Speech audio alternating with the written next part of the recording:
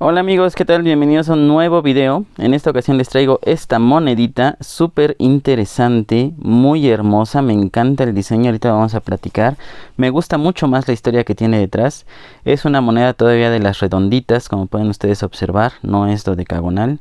Aquí en el anverso tiene, como se acostumbra en todas nuestras monedas, el escudo nacional mexicano y el nombre del país, Estados Unidos Mexicanos, ¿no? Y bueno, pues vamos a ver aquí al frente. El estriado, podemos ver es un estriado discontinuo, ¿no? Tiene ahí rayas y luego liso y luego rayas, eso se le llama estriado discontinuo. Y bueno, aquí vamos a ver ya el diseño, vamos a ver si podemos acercarnos y ampliarlo para platicar de la increíble historia que nos cuenta esta moneda. Listo.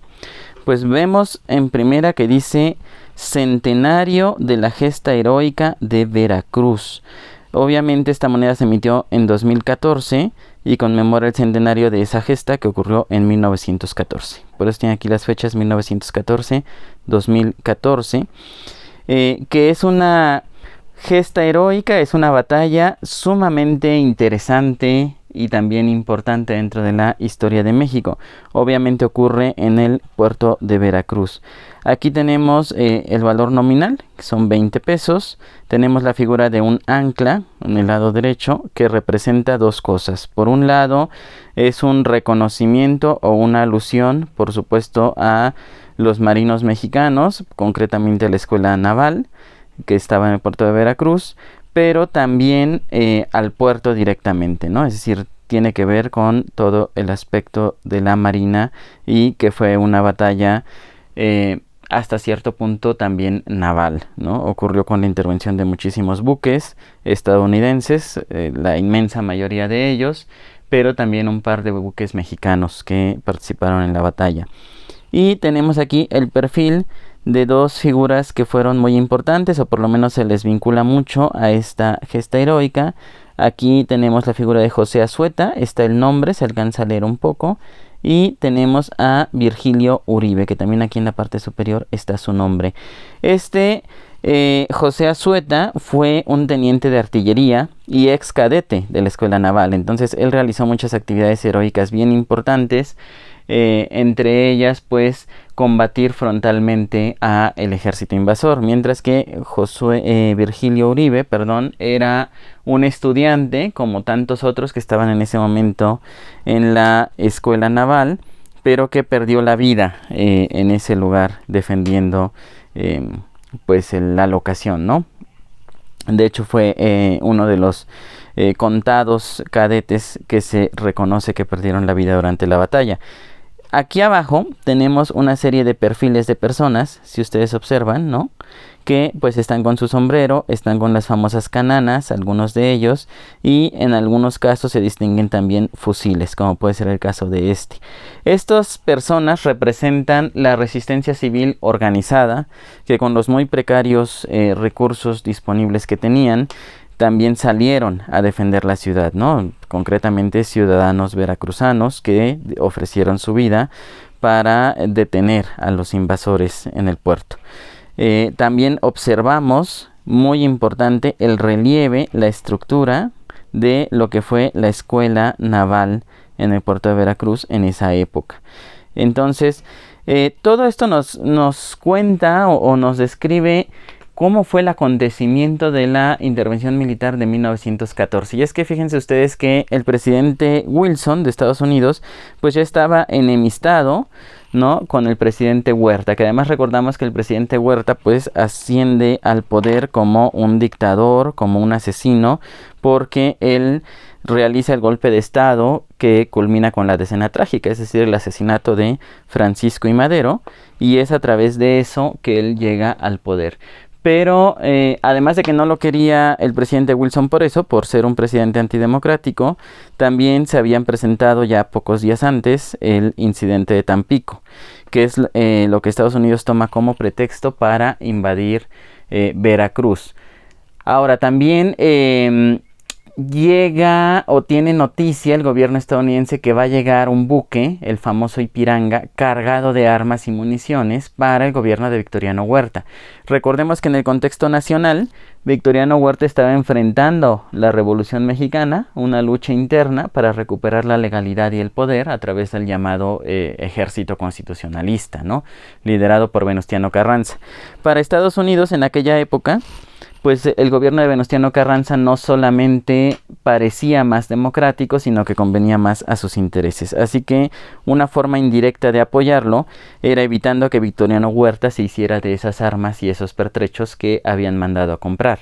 Por lo tanto, mandan a los artilleros estadounidenses a interceptar el Ipiranga y evitar a toda costa su llegada a Veracruz, que se preveía justamente para estas fechas de abril. Ya cuando llega el 21 de abril ya había en el puerto de Veracruz 3 buques estadounidenses, entre ellos el PRER, que es digamos el que tiene más protagonismo dentro de la invasión a Veracruz, porque desde ahí es donde el almirante Fletcher da las órdenes y comanda todo el ejercicio intervencionista, pero también había otros buques presentes.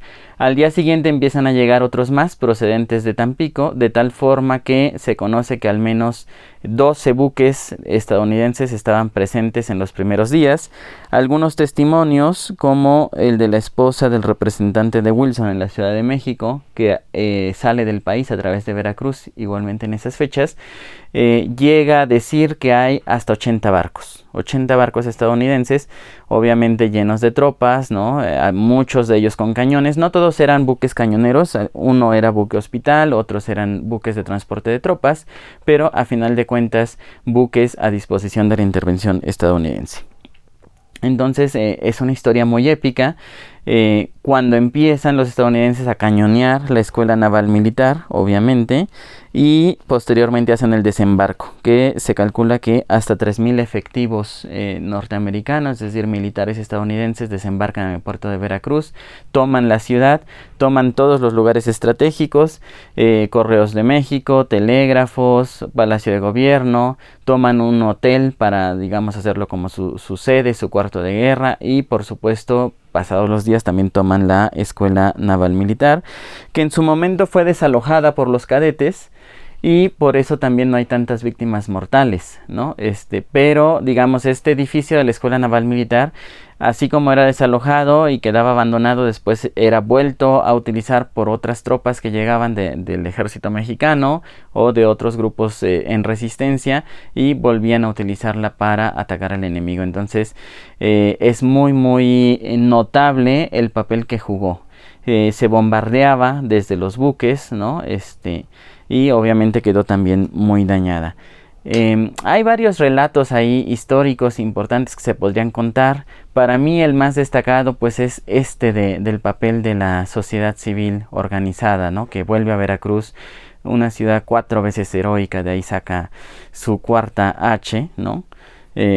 Porque al principio el general Mas, que era, digamos, pues el responsable del ejército mexicano, ¿no? El segundo en la cadena de mando después de Victoriano Huerta, indica una retirada y deja desprovisto de defensa al puerto de Veracruz. Únicamente dejan un pequeño cuerpo de 180 militares para lo que él llamó una resistencia simbólica, y es este pequeño cuerpo el que de una forma pues casi milagrosa, ¿no? Frente a lo que estaban enfrentando, pues resiste y por lo menos un día contiene el desembarco y permite que se reestructuren y organicen algunas fuerzas. También el papel de San Juan de Ulúa, que es un tema polémico, pero finalmente se relata como parte de la historia. San Juan de Ulúa no está representado acá, pero para esa época era una prisión que se consideraba más que nada una prisión de tipo político, con alrededor de 400 prisioneros. Cuando llegan ya los bombarderos estadounidenses, ¿no? Los buques artilleros,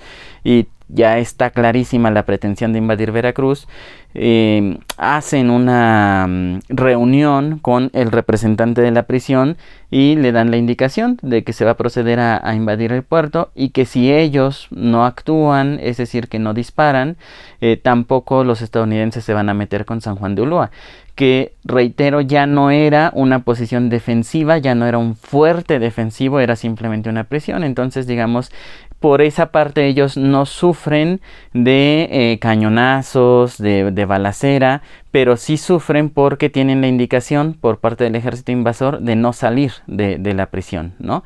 De tal forma que pues tienen los alimentos muy contados, y a los pocos días empiezan a pasar muchísima hambre y no se les permite salir a, digamos, pues sí, a conseguir alimentos, a pesar de que reiteradamente se acercan con el almirante Fletcher para solicitarle permiso de ir a tierra firme y reabastecerse, o en todo caso de desalojar toda la isla, lo cual no ocurre sino hasta varios días después.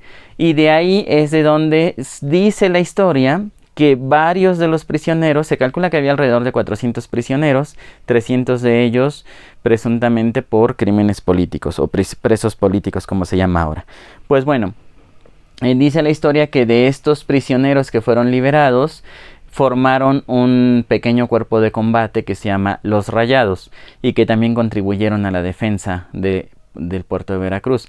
Esta parte se discute mucho dadas las condiciones que tendrían esos prisioneros en términos físicos, es decir, de por sí eran presos, no estaban bien alimentados, no estaban en las mejores condiciones físicas, más aparte después de los varios días en los que sufrieron también de falta de abastecimiento de alimentos en general, pues difícilmente se puede corroborar esa parte de la historia de que estuvieran en condiciones de pelear a favor de la defensa del puerto. Sin embargo, es también una parte de la historia que vale la pena señalar, dado que varios documentos aluden a los Rayados, ¿no? Y a su participación histórica.